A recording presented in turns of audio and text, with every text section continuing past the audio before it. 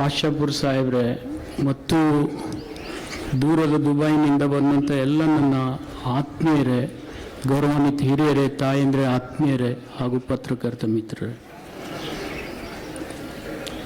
ಕಳೆದ 2 ವರ್ಷ ನಾವು ಹ್ಯಾಕ್ ಕಳೆದಿದ್ದೀವಿ ಅನ್ನೋದೇ ನಮಗೆ ಆಭಾಸ ಆಗ್ತಾ ಇದೆ.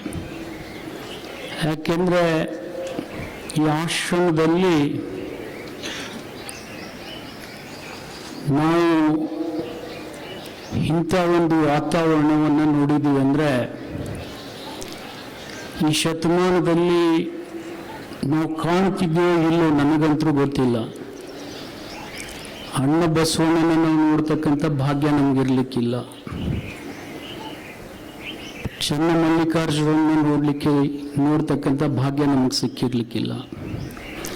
ಅವರ ತದ್ರೂಪಿಯಾಗಿರ್ತಕ್ಕಂಥ ಪರಮ ಪೂಜ್ಯ ಸಿದ್ದೇಶ್ವರ ಮಹಾಸ್ವಾಮಿಗಳನ್ನು ನೋಡ್ತಕ್ಕಂಥ ಭಾಗ್ಯ ಈ ಮಠ ನಮಗೆ ಒದಗಿಸಿಕೊಟ್ಟಿದೆ. ನಾವು ಜ್ಞಾನ ಯೋಗಾಶ್ರಮದ ಮಲ್ಲಿಕಾರ್ಜುನ ಮಹಾಸ್ವಾಮಿಗಳನ್ನು ಎಷ್ಟೇ ನೆನೆದರೂ ಕಡಿಮೆ. ನಾವೆಲ್ಲ ಬಹಳ ಚಿಕ್ಕವರಿದ್ವಿ. ಅವರ ಜೀವಿತ ಅವಧಿಯಲ್ಲಿ ನಾವು ಅವರನ್ನೇ ನೆನೀತಾ ಇದ್ವಿ. ಅವ್ರ ಜೀವಿತ ಅವಧಿಯಲ್ಲಿ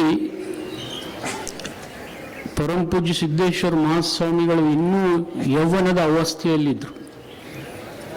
ಆದರೆ ಅವತ್ತೇ ಅವರೊಂದು ಭವಿಷ್ಯ ನುಡಿದಿದ್ರು. ಈ ಆಶ್ರಮ ಉತ್ತಂಗಕ್ಕೆ ಹೋಗಲಿಕ್ಕೆ ಪರಮ ಪೂಜ್ಯ ಸಿದ್ದೇಶ್ವರ ಮಹಾಸ್ವಾಮಿಗಳೇ ಕಾರಣ ಆಗ್ತಾರೆ ಅಂತಕ್ಕಂಥ ಮಾತು ನಮ್ಮೆಲ್ಲರ ಮನದ ಅಂತರ ಆಳದಲ್ಲಿ ಇನ್ನೂ ಹಚ್ಚಹಸಿರಾಗಿದೆ.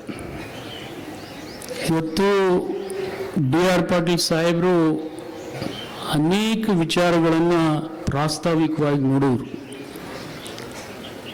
ಒಂದು ಮಾತು ನನಗೂ ಜ್ಞಾಪಕ ಆಗ್ತದೆ. ನಾವು ಯೌವನಾವಸ್ಥೆಯಲ್ಲಿ ಬಹಳ ಸ್ವಲ್ಪ ಅಹಂಭಾವದಿಂದ ಮೆರೆದಂಥವ್ರು.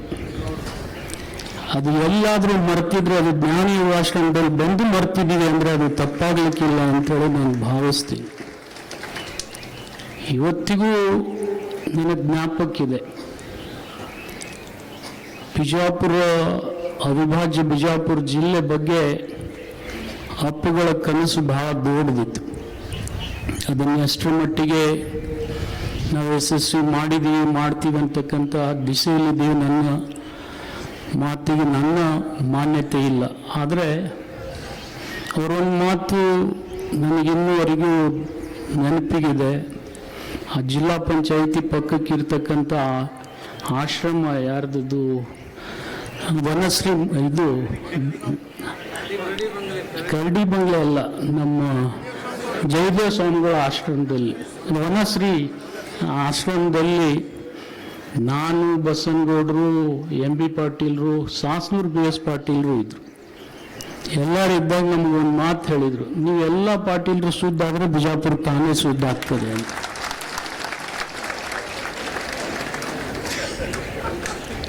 ಬಹುತೇಕ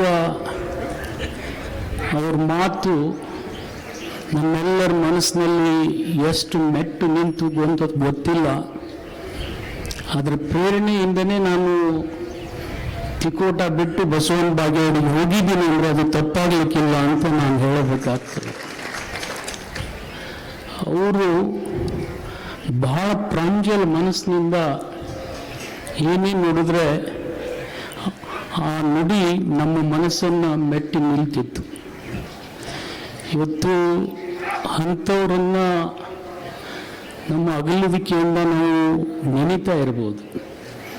ಆದರೆ ನನಗನ್ನಿಸ್ತದೆ ಈ ಭೂಮಿ ಮೇಲೆ ಸೂರ್ಯ ಚಂದ್ರ ಇರುವವರೆಗೆ ಪರಮ ಪೂಜ್ಯ ಸಿದ್ದೇಶ್ವರ ಮಹಾಸ್ವಾಮಿಗಳ ಆಶೀರ್ವಾದ ನಮಗೆಲ್ಲರಿಗೂ ಇರ್ತದೆ ಅಂದರೆ ಅದು ತಪ್ಪಾಗಲಿಕ್ಕಿಲ್ಲ ಅಂತ ನಾನು ಭಾವಿಸ್ತೀನಿ. ಇಲ್ಲಿ ಯಾರಿಗೂ ನಾವು ಬೋರ್ಡ್ ಹಾಕಿಲ್ಲ, ಕೈ ಮುಗಿದು ಒಳಗೆ ಬಾ ಅಂಥೇಳಿ. ಅವ್ರು ಬರೀ ಕೈಯಲ್ಲ, ಅವ್ರ ತಲೆನೇ ಬಗ್ಗಿಸಿ ಒಳಗೆ ಬರ್ತಕ್ಕಂಥ ಭಕ್ತಾದಿಗಳು ಎಲ್ಲಾದರೂ ಬರ್ತಾ ಇದ್ರೆ ಅದು ಜ್ಞಾನ ಯೋಗಾಶ್ರಮದಲ್ಲಿ ಅಂತೇಳಿ ಭಾಳ ನಾನು ಕಣ್ಣಾರೆ ಕಂಡಿರ್ತಕ್ಕಂಥದ್ದು.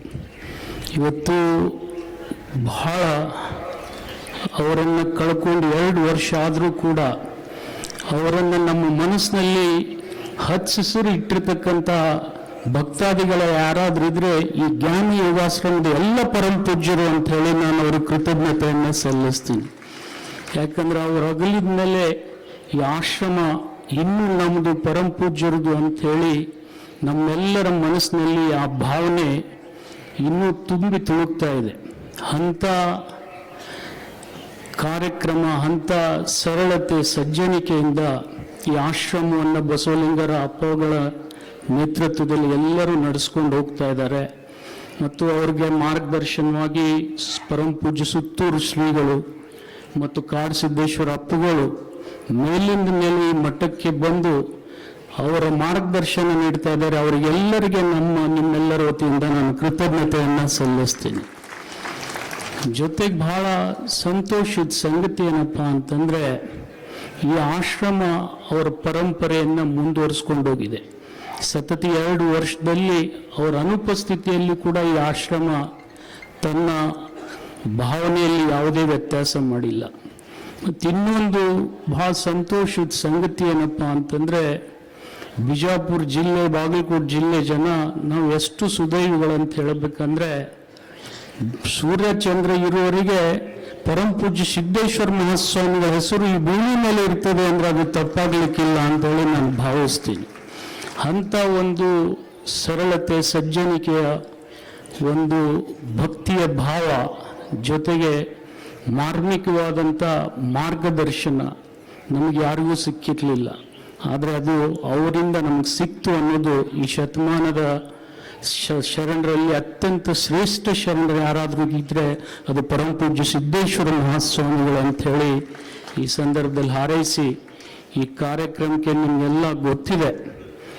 ಯಾರು ನೀವು ಬಾ ಅನ್ನೋದೇ ಬೇಡ, ಅವರು ತಮ್ಮ ಸ್ವಯಂ ಪ್ರೇರಣೆಯಿಂದ ಬರ್ತಾರೆ. ಇವತ್ತು ವಿಜಯಶಂಕರ್ ಅವರು ಬಂದಿದ್ರೆ ಅದಕ್ಕೆ ನೀವು ಕಾರಣೀಭೂತರಲ್ಲ, ಅದಕ್ಕೆ ಪರಮ ಪೂಜ್ಯ ಸಿದ್ದೇಶ್ವರ ಮಹಾಸ್ವಾಮಿಗಳೇ ಕಾರಣೀಭೂತರು ಅಂತೇಳಿ ನಾನು ಭಾವಿಸ್ತೀನಿ. ಅವರ ಒಂದು ಆಕರ್ಷಣೆ ಯಾವ ಮಟ್ಟಕ್ಕಿತ್ತು ಅನ್ನೋದಕ್ಕೆ ಈ ಜನಸ್ತೋಮನೆ ಒಂದು ಸಾಕ್ಷಿ ಅಂಥೇಳಿ ನಾನು ಭಾವಿಸ್ತೀನಿ. ಈ ಪರಂಪರೆ ಹೀಗೆ ಮುಂದುವರಿಯಲಿ. ಅನೇಕ ಭಕ್ತಾದಿಗಳು ಯಾವುದೇ ಊರಲ್ಲಿರಲಿ, ಎಲ್ಲೇ ಇರಲಿ, ಈ ದಿವಸ ಈ ಭೂಮಿಗೆ ಬಂದು ತಮ್ಮ ಮನಸ್ಸನ್ನು ಪಾವನೆ ಮಾಡಿಕೊಳ್ತಾರೆ. ಇಂಥ ಪರಂಪರೆ ಇದೇ ರೀತಿ ಮುಂದುವರಿಯಲಿ ಅಂಥೇಳಿ ಈ ಸಂದರ್ಭದಲ್ಲಿ ಹಾರೈಸಿ, ಹೆಚ್ಚಿಗೆ ಸಮಯ ತೆಗೆದುಕೊಳ್ಳದೆ ಗಣಪತಿ ರಾಜ್ಪಾಲರು ಮಾತನಾಡೋರಿದ್ದಾರೆ, ಪರಮ ಪೂಜ್ಯರ ಆಶೀರ್ವಚನ ಇದೆ, ಅವರೆಲ್ಲರಿಗೂ ಅನುವು ಮಾಡಿಕೊಡ್ತಕ್ಕಂಥ ದೃಷ್ಟಿಯಿಂದ ನನಗೂ ಕೂಡ ಈ ಕಾರ್ಯಕ್ರಮದಲ್ಲಿ ಪಾಲ್ಗೊಳ್ತಕ್ಕಂಥ ಸೌಭಾಗ್ಯವನ್ನು ಕೊಟ್ಟಿರ್ತಕ್ಕಂಥ ಆಶ್ರಮದ ಎಲ್ಲ ಪರಮ ಪೂಜ್ಯರಿಗೆ ನನ್ನ ನಮನಗಳನ್ನು ಸಲ್ಲಿಸಿ ನನ್ನ ಮಾತುಗಳನ್ನು ಮುಗಿಸ್ತೀನಿ. ಜೈ ಹಿಂದ್, ಜೈ ಕರ್ನಾಟಕ. ನಮನಗಳು.